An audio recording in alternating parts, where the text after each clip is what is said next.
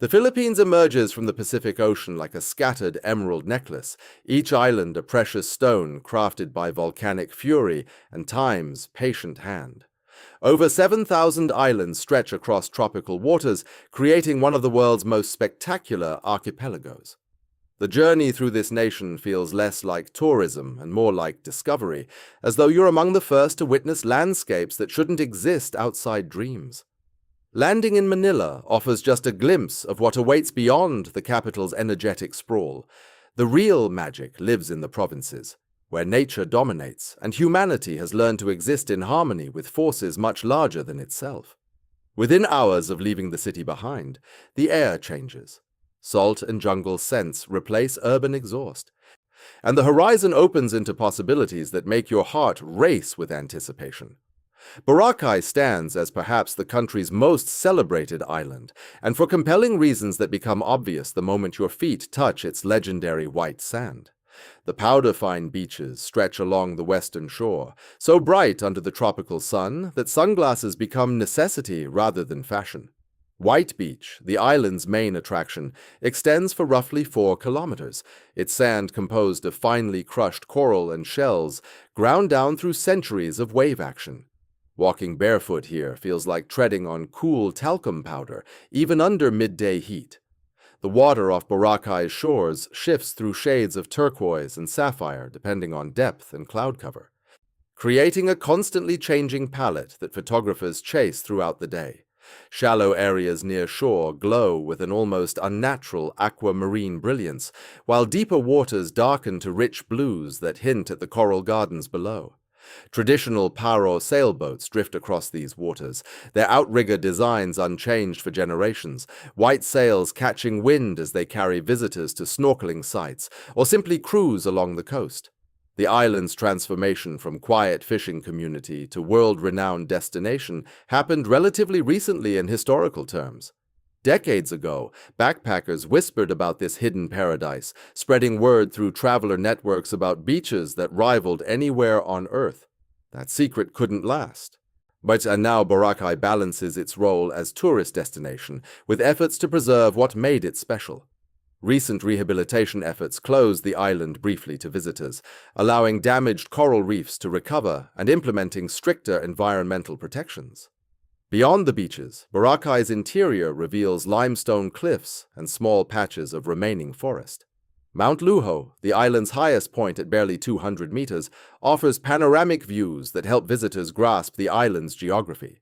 From this vantage, you see how Boracay curves in the middle, nearly pinched into 2 separate islands, with the famous beaches on one side and quieter Bulabog Beach on the other. The eastern shore attracts kitesurfers who ride steady winds across choppy waters, their colorful kites dancing against blue skies. Sunset here deserves its reputation as a daily spectacle. As afternoon yields to evening, visitors congregate along White Beach, drinks in hand, watching as the sun descends toward the horizon. The sky ignites in shades of orange, pink, and purple, colors reflecting off the water's surface and turning the whole scene dreamlike.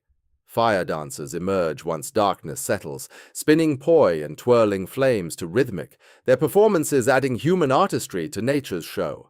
Yet Boracay represents just one expression of Philippine coastal beauty. To truly understand the country's marine wonders, you must venture to Palawan, often called the last frontier. This long, narrow province stretches southwest from the main archipelago, pointing toward Borneo like an accusing finger. The Palawan's remoteness preserved its ecosystems longer than more accessible areas, and traveling here feels like stepping back to a time when nature still held the upper hand. El Nido, located on Palawan's northern tip, guards some of the most dramatic coastal scenery anywhere on the planet. Massive limestone cliffs surge straight from the sea, their faces streaked with mineral deposits and draped with tenacious vegetation. These karst formations, shaped by millions of years of erosion, create a maze of lagoons, channels, and hidden beaches accessible only by boat. The rock faces show sharp edges and improbable angles, looking more like abstract sculptures than natural geology. Exploring El Nido means island hopping through Bacuit Bay, where each destination offers something unique. Big Lagoon lies surrounded by towering cliffs. and its entrance just wide enough for kayaks and small boats to slip through. Once inside, you paddle through calm waters that reflect the surrounding limestone walls with mirror clarity. The silence feels profound, broken only by paddle strokes and water dripping from raised blades. Small fish dart through the shallows, visible through water so clear it barely seems present. Secret Lagoon lives up to its name, hidden behind rock walls with an entrance so small you must swim or wade through at low tide. Inside, a circular pool of emerald water sits enclosed by cliffs on all sides, open only to the sky above. The sense of discovery here feels genuine, even though countless visitors have made this same journey. Something about squeezing through that narrow gap and emerging into this hidden sanctuary triggers an adventurous thrill that repeated visits can't diminish. Shimizu Island offers some of the bay's best snorkeling, its underwater walls dropping into deep blue nothing while hosting forests of coral and massive schools of fish. Putting your face underwater here reveals an entirely separate world that exists parallel to the surface realm. Parrotfish crunch coral with their beaked mouths, their scales brilliant in the filtered sunlight. Clownfish peek from anemone homes, territorial but curious. Occasionally, sea turtles glide past, ancient and unbothered by human observers. The beaches scattered throughout Bakuit Bay range from popular to nearly private, depending on accessibility and time of day. Some feature classic tropical perfection with palm trees leaning over white sand and gentle waves lapping at the shore. Others hide in coves where sharp rocks make landing difficult, preserving their isolation. Seven Commandos Beach stretches long and relatively undeveloped, named for soldiers who once trained here, its sand peppered with small shells and bits of coral. Further south in Palawan, the underground river near Sabang presents an entirely different natural wonder. This river flows directly through a mountain, carving caves and chambers through the limestone before emptying into the sea. UNESCO recognizes this as a World Heritage Site, acknowledging both its geological significance and the ecosystem it supports. Visitors board boats at the cave entrance, motors cutting off as guides begin paddling upstream into darkness. Headlamps and boat lights reveal cathedral-like spaces inside the mountain, with stalactites hanging from ceilings and stalagmites growing from below. Some formations have joined over millennia, creating columns that look like melted wax from giants' candles. Water drips constantly from the cave ceiling, each drop contributing to the ongoing sculpture of these underground spaces. Bats rustle overhead, disturbed by lights and voices, their squeaks echoing through chambers. The deeper sections of the cave system remain off-limits to regular tourists, reserved for scientific expeditions and research. What visitors see represents only a fraction of the total cave length, which extends over 8 kilometers through the mountain. The river itself flows from forest catchments inland. I filtered through limestone before emerging in this underground channel. Swimming here isn't allowed, but trailing your fingers in the cool water as the boat glides forward connects you to this subterranean river's journey. Returning to sunlight after time in the caves makes the outside world seem almost too bright, too colorful. The contrast emphasizes how varied Philippine landscapes can be, shifting from underground rivers to mountain peaks to coral gardens within relatively small geographic areas. This diversity stems partly from the country's position along the Pacific Ring of Fire, where tectonic plates meet and volcanic activity shapes the land. Mount Mayon in Bicol exemplifies volcanic beauty at its most perfect and dangerous, rising from the Albay province plains. Mayon presents an almost geometrically perfect cone that dominates the landscape for kilometers in every direction.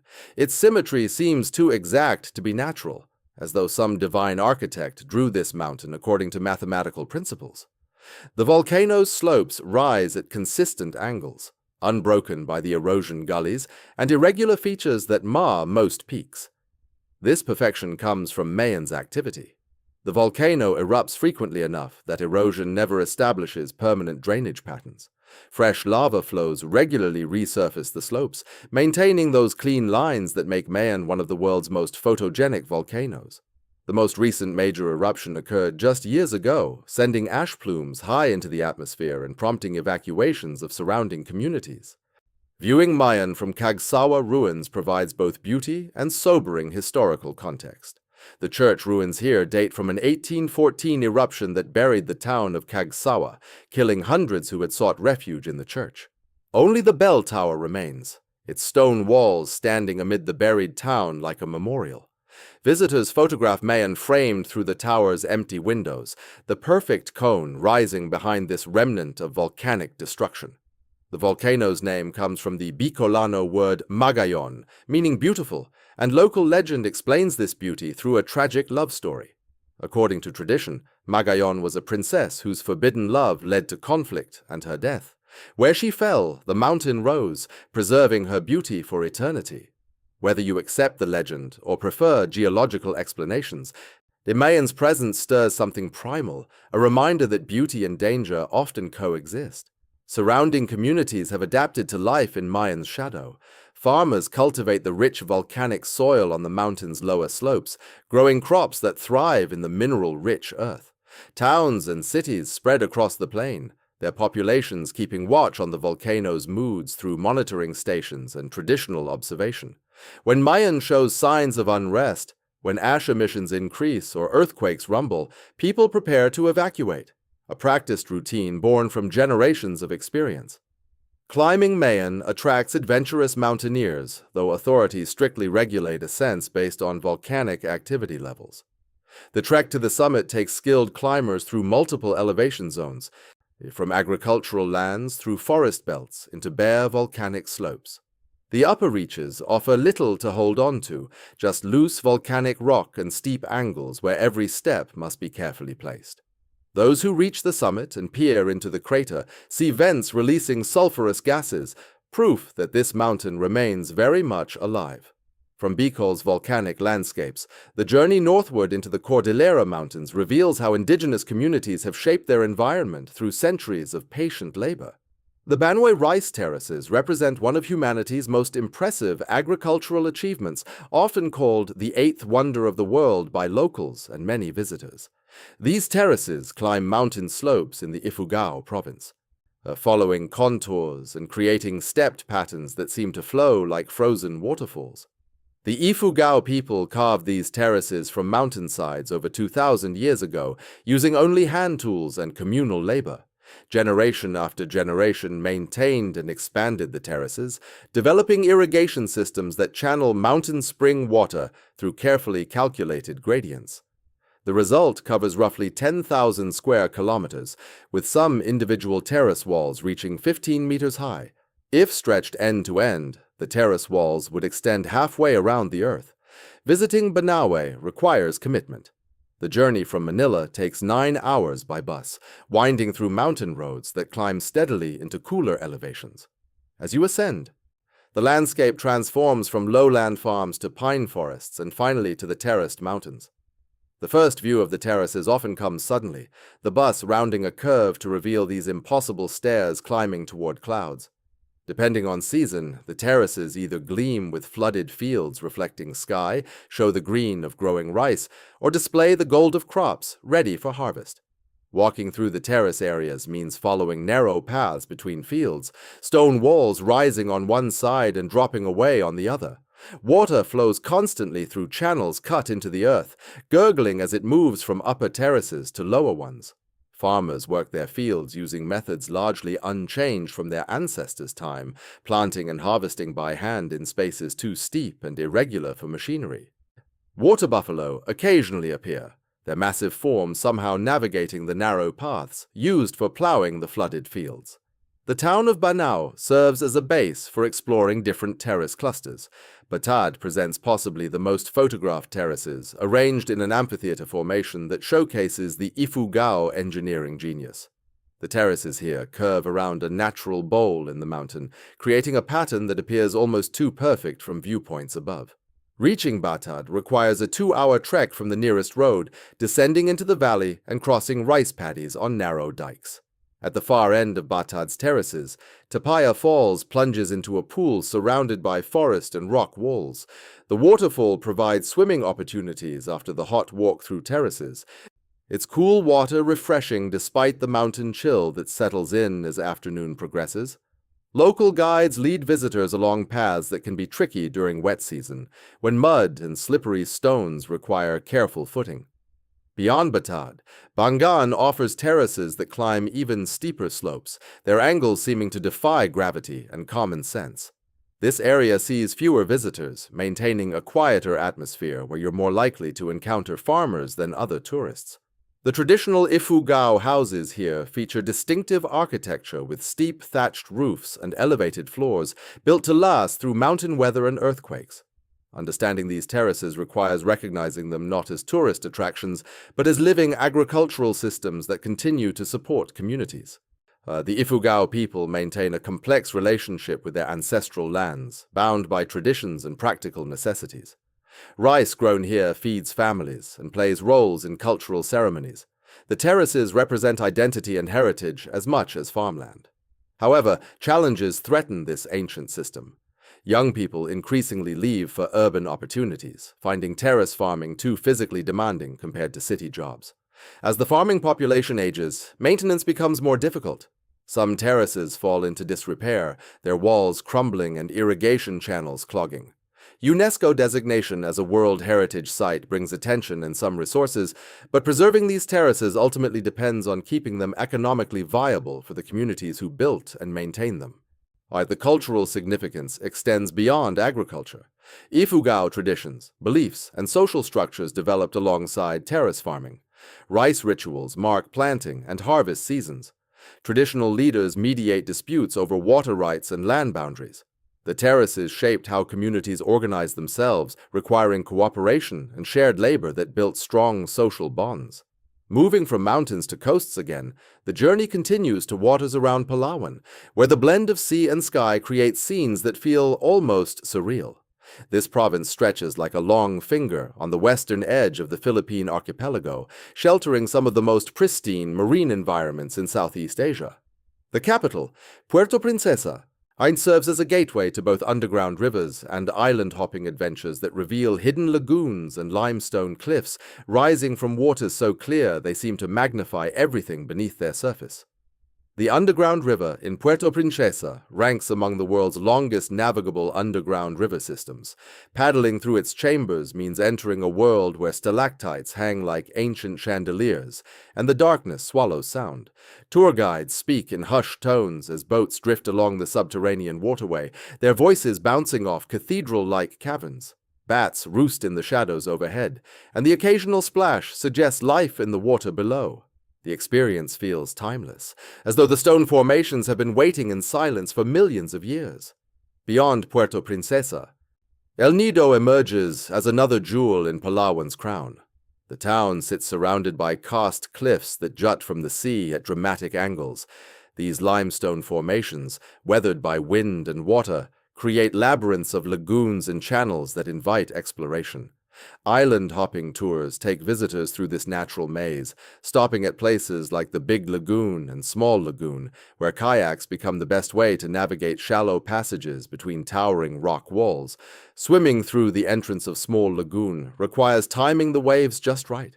The opening sits low in the cliff face, and water surges through with each swell. Once inside, the lagoon opens into a tranquil basin surrounded by vertical cliffs covered in vegetation.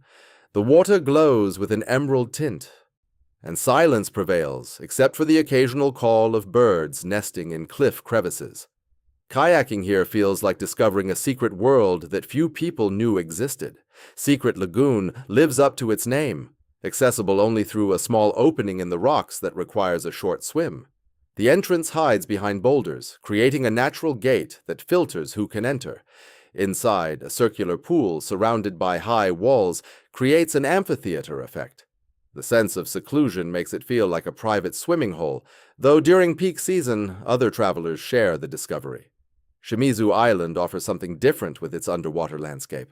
The island's coral reefs attract snorkelers and divers who explore walls dropping into deeper waters. Fish swarm in colorful schools around the coral formations. And the clarity of the water allows visibility that extends many meters in every direction.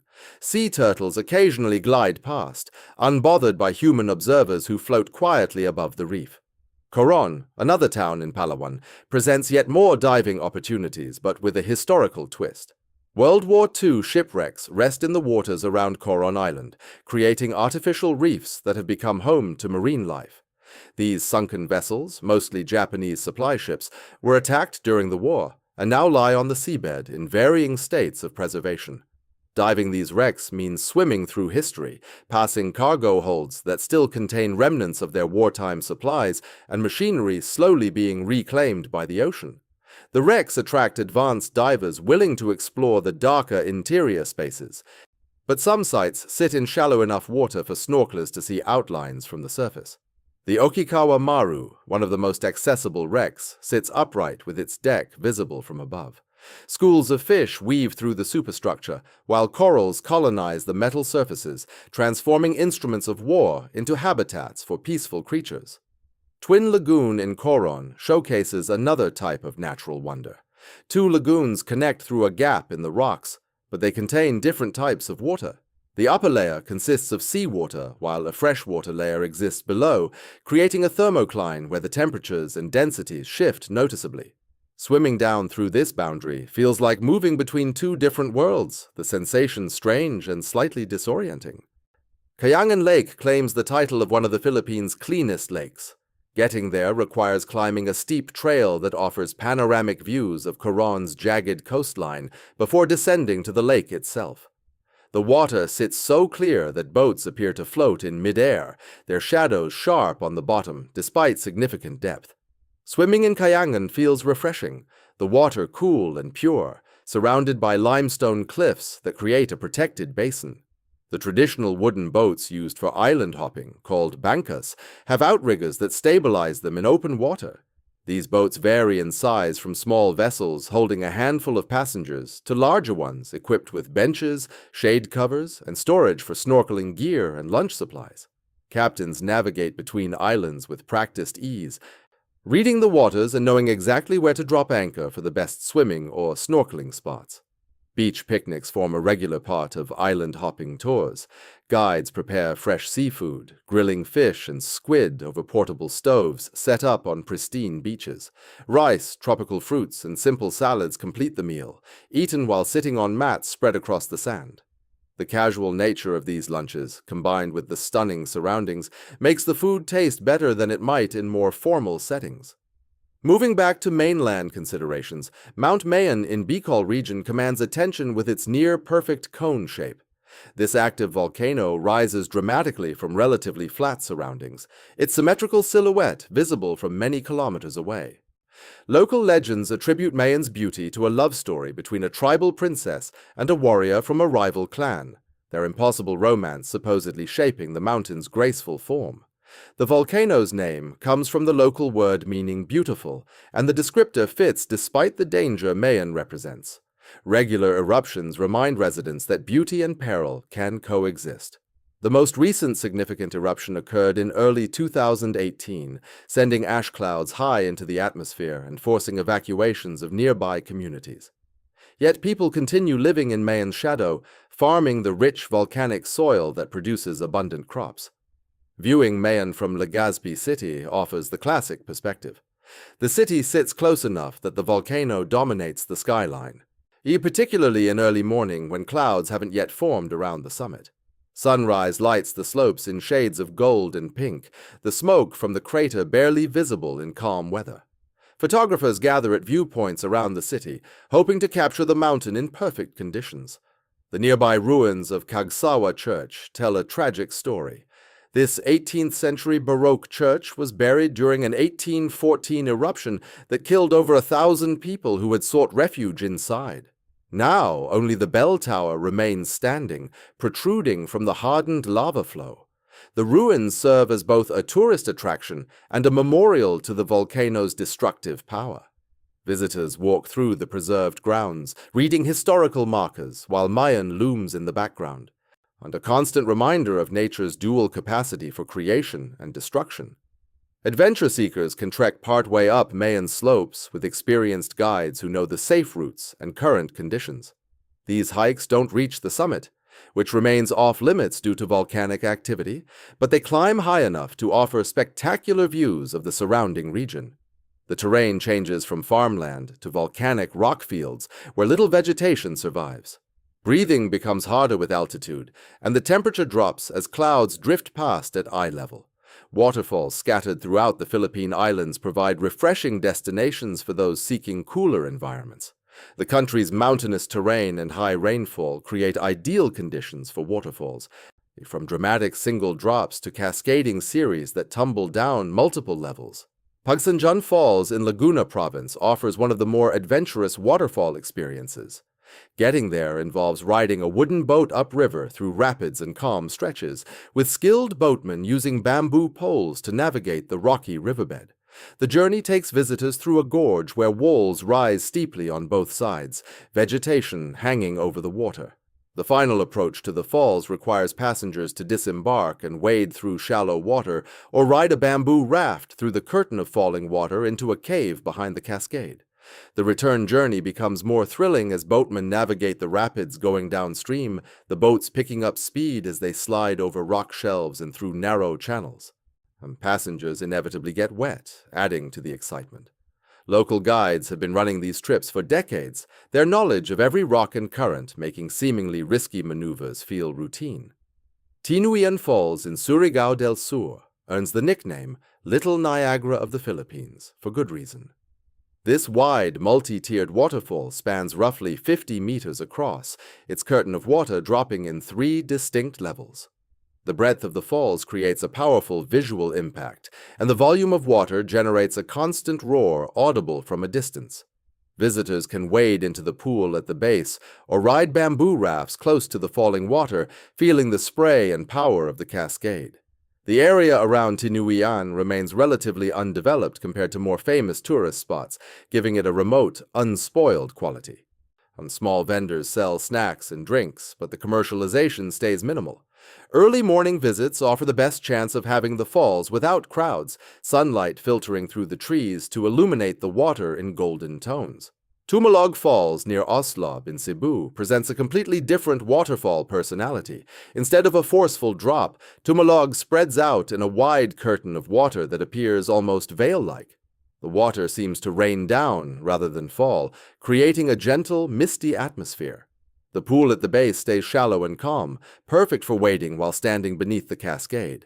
Moss covers the rocks behind the falls, and the enclosed setting creates a grotto-like ambiance that feels intimate and peaceful. Getting to Tumalog requires a ride down a steep, winding road, and often accomplished via motorbike taxi. The descent offers views of the surrounding mountains before arriving at the parking area. A short walk through vegetation leads to the falls themselves, emerging from the greenery into the open space where water constantly falls. Kawasan Falls in Badian, also in Cebu, combines multiple waterfalls along a river system. The main falls feature turquoise water pools that invite swimming and cliff jumping for the adventurous. Rope swings hang from trees, allowing visitors to swing out over the water before dropping into the deep pools. The color of the water comes from minerals in the rock and the way light filters through the dense jungle canopy overhead. Canyoneering adventures start upstream from Kawasan, taking participants on a several-hour journey through river canyons. And this involves jumping from cliffs of varying heights, swimming through narrow gorges, scrambling over boulders, and sliding down natural rock chutes. Guides lead these expeditions, providing helmets and life vests while explaining techniques for safe jumping and swimming.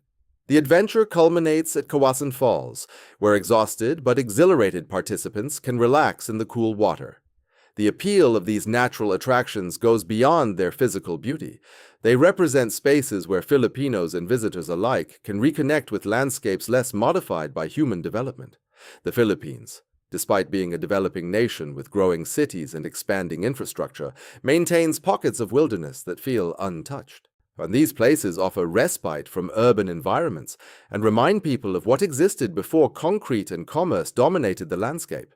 Environmental conservation becomes increasingly important as tourism grows. Popular destinations face pressure from visitor numbers that can damage delicate ecosystems if not properly managed. Trash accumulation, Coral damage from careless swimmers and divers, and erosion from foot traffic all threaten the very attributes that make these places attractive. Local communities and environmental organizations work to implement sustainable tourism practices, though the challenges remain significant. Marine protected areas around diving and snorkeling sites help preserve coral reefs. These zones prohibit fishing and limit visitor numbers, allowing ecosystems to recover and thrive. Education programs teach locals and tourists about proper reef etiquette, such as not touching corals, maintaining neutral buoyancy while diving, and avoiding the use of harmful sunscreens that damage marine life. Success stories exist where protected areas have shown dramatic improvements in fish populations and coral health within just a few years of implementation. On land, trail maintenance and waste management systems help minimize environmental impact from hikers and visitors. Some areas have implemented permit systems to control the number of people visiting sensitive locations at any given time. Guide requirements ensure that visitors follow established paths and don't disturb wildlife or vegetation. These measures sometimes frustrate tourists seeking unrestricted access, but they prove necessary for long-term preservation. The cultural aspects of these destinations intertwine with natural features. Many sites hold spiritual significance for indigenous communities who lived in these areas long before tourism industries developed. Waterfalls often feature in local legends and serve as sites for traditional rituals. Mountains house ancestral spirits according to various belief systems. Islands mark territorial boundaries or serve as landmarks for traditional navigation techniques that predate modern GPS technology. Respecting these cultural connections means more than just preserving physical environments. It requires acknowledging that local communities have relationships with these places that extend beyond economic considerations. When tourism development occurs, meaningful consultation with indigenous and local populations should shape how access gets managed and how revenues get distributed. Too often, outside interests exploit natural resources for profit, while local people see minimal benefits and bear the burden of environmental degradation. Some communities have successfully balanced tourism with cultural preservation and environmental protection. Homestay programs allow visitors to experience local life while providing income directly to families. Community-based tourism initiatives give locals control over how their areas get presented to outsiders. These models tend to produce more sustainable outcomes than large-scale resorts that externalize costs and extract profits without reinvesting in communities. Traditional knowledge also plays a role in conservation efforts.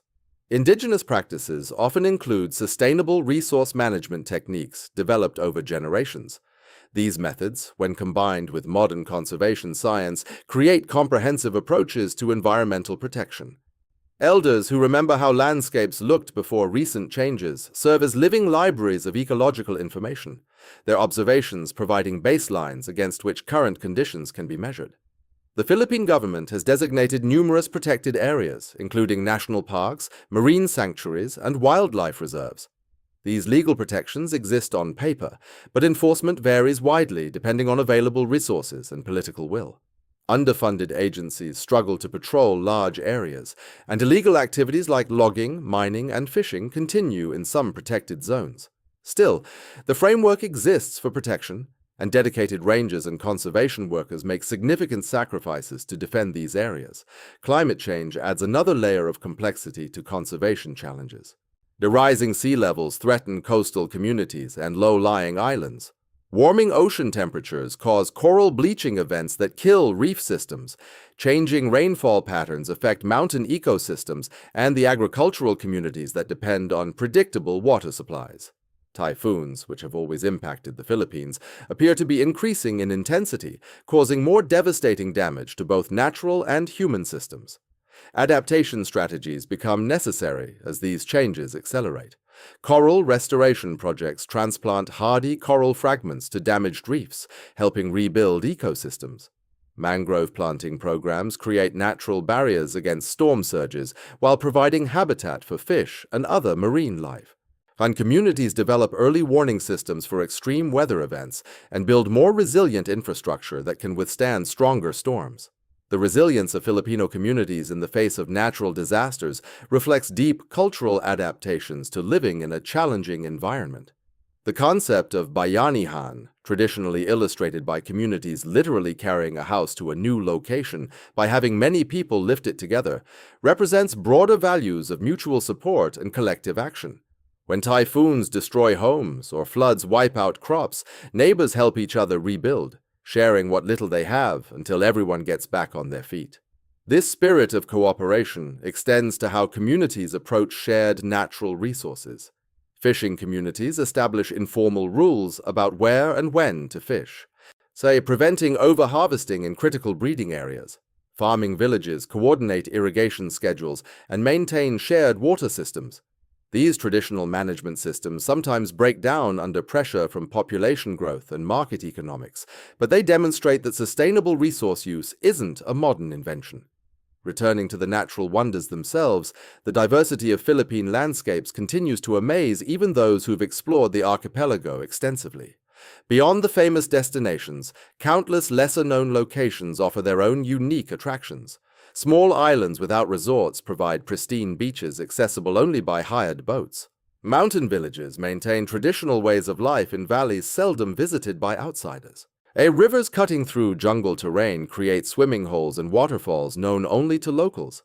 The thrill of discovery still exists in the Philippines.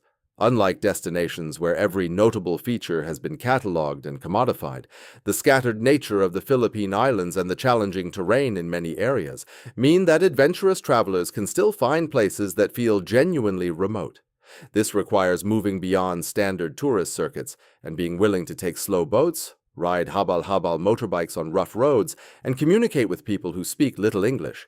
Such adventures come with risks and discomforts. Accommodations might be basic, roads can be dangerous, and medical facilities may be hours away from remote locations. Food options become limited to what's available locally, which might mean rice and dried fish for multiple meals. Yet these challenges make the rewards sweeter when they come.